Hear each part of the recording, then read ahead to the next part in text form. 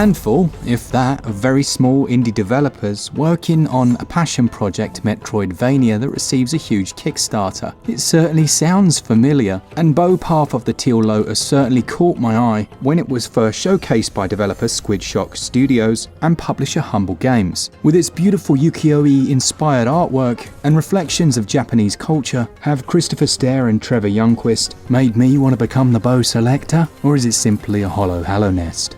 Well, my name's Mark Walker. Welcome back to SwitchUp. Now let's find out.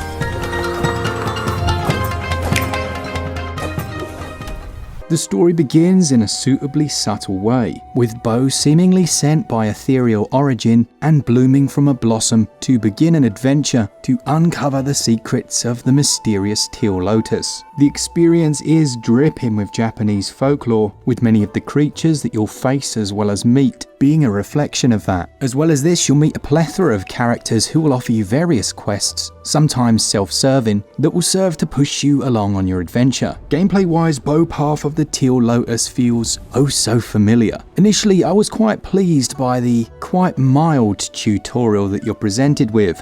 Of course, it does the usual, teaching you how to jump and use a couple of mechanics, but it leaves some things for you to discover. Honestly, I think there's far too much hand-holding these days, so just giving us the basics is more than enough for me. And what are those? Well, you have a weapon that gradually gets upgraded, you can jump, perform an air dash, and also capture projectiles in the air and fire them back in any direction using twin-stick controls. So far, so standard. On top of this though, there are a few nice little mechanics.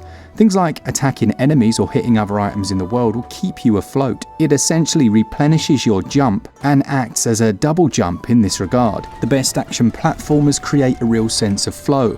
Ori and the Will of the Wisps is one of my favourite for this. You find yourself almost gliding between areas, and Path of the Teal Lotus, once you've unlocked that dash move, can certainly handle itself in that regard. As with any good Metroidvania, you've got a large map that expands, lots of little hidden areas to visit, and initially some sense of freedom as to where to go next. Now I say initially because there are a few moments during the game where it becomes much more linear.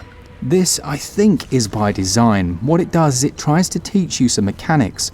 So it does the old signposting thing, have you walk across a rickety floor, only for it to follow a rickety floor where you would fall to your death, and then it will use that in the preceding areas. Now, around 2 or 3 hours in, it does something similar, but it does become a little monotonous there, like it really wants to hammer home certain skills, and then you see why. Now I'm going to leave you hanging there and come back to that moment because I want to speak about some of the things I really love. At its best, the exploration feels very natural. You'll see a barrier that can be knocked down, and remembering your skill to fire these little creatures through it, you'll be keeping a track in the back of your mind where you last saw one.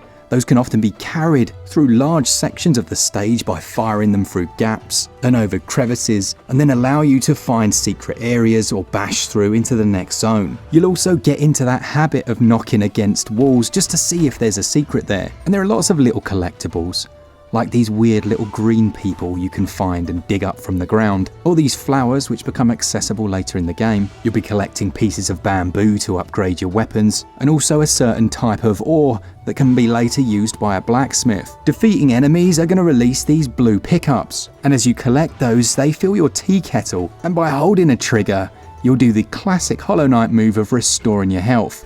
You know how Nintendo are so good with sound effects? They almost become iconic in each of their franchises. Well, fair play to the developers at Path of the Teal Lotus. Some of these sound effects are cracking, like when you restore your health, and there's that almost ASMR tea pouring sound effect. The same goes for many of the things you encounter time and time again, and it keeps everything feeling very satisfying. The shrines not only allow you to restore your health, but you can also equip your omamori, essentially power-ups, very much akin to a few other games. And then of course you have your boss fights.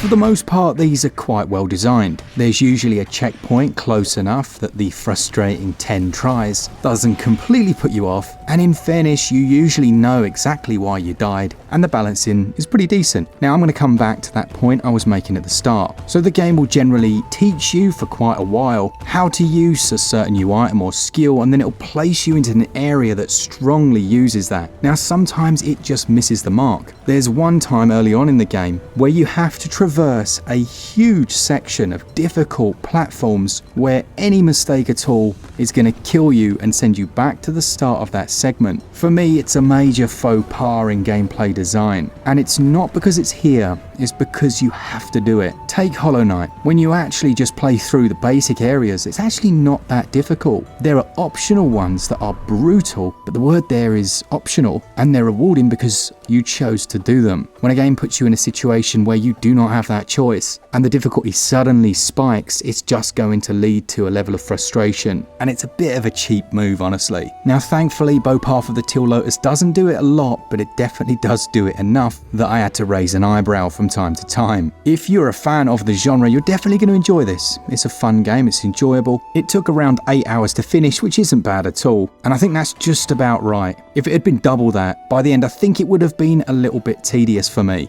On the controls front, things feel really tight, bar the occasional dip in performance which can lead to a few errors. Gameplay scores a solid 16 out of 20. Controls also score 16 out of 20. Visually speaking, it does look like Bow Path of the Teal Lotus is heavily inspired by ukiyo-e, which is a traditional Japanese art form that was predominant within the 17th to 19th centuries, and which I believe means pictures of the floating world. And man, what I'm trying to say is the game does look delightful. It uses a lot of depth of field, parallax scroll effects. There are some elements which you usually wouldn't look at, like the water here, which just catches your eye. And alongside this, there are also 3D effects.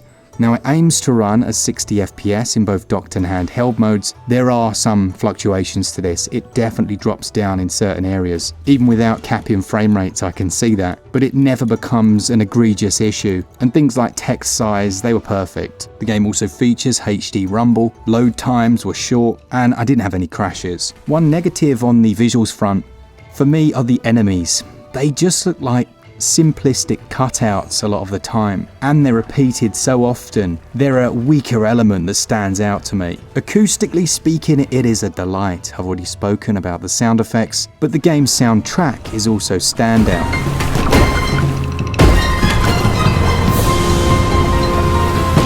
And there are some lovely touches, like not using gobbledygook for the characters' voices, but instead creating that language sound using various traditional instruments. Visuals and performance combined scores 16 out of 20. Sound and audio scores 18 out of 20. Bow Path of the Teal Lotus is £16.99, about 2.9 gigs to download, and it's certainly an impressive offering from such a small team. As I said, you can finish it in about 8 hours. If you want 100%, you're looking at about 18. Value scores 17 out of 20.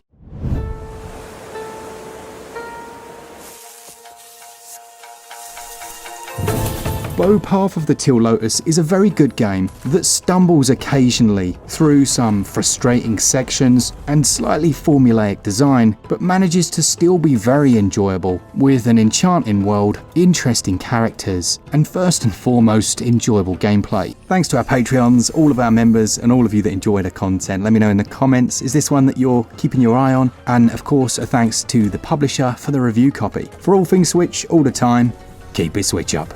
Cheers guys, see ya!